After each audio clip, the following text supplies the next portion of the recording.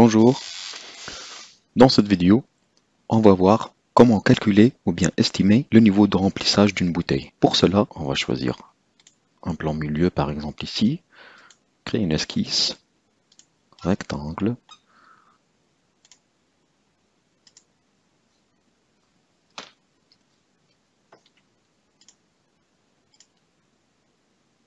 coïncident, pour donner l'information du niveau de remplissage. Par exemple ici, on a une donnée de 105 mm par exemple. Ici, une valeur approximative ici, mais juste pour s'assurer que l'esquisse dépasse notre modèle, on va extruder, plan milieu, l'extrusion dépasse notre modèle aussi, décocher, fusionner le résultat et valider. Donc on obtient ici deux corps volumiques. Pour faire ou bien pour simuler la contenance, on va utiliser la fonction emboutie qui se trouve dans le menu insertion, fonction, emboutie. Donc le corps cible, c'est celui-là. La forme de l'outil, c'est notre bouteille.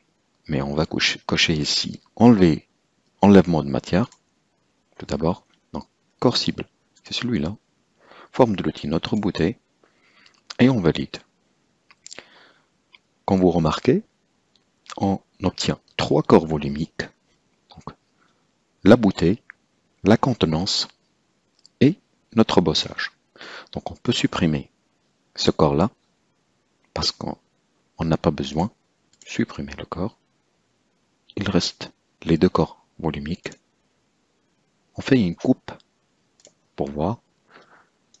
Donc on remarque qu'on a simulé le remplissage à un niveau bien déterminé. On peut calculer ce volume-là. Donc pour le faire, évaluer propriété de masse, supprimer les sélections parce qu'il a été sélectionné automatiquement sur notre pièce.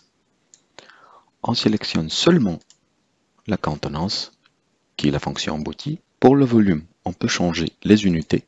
Ici, option, utiliser des paramètres personnalisés et on peut utiliser le millilitre ou bien le centilitre ou bien le litre. Donc je vais y mettre ici millilitres par exemple.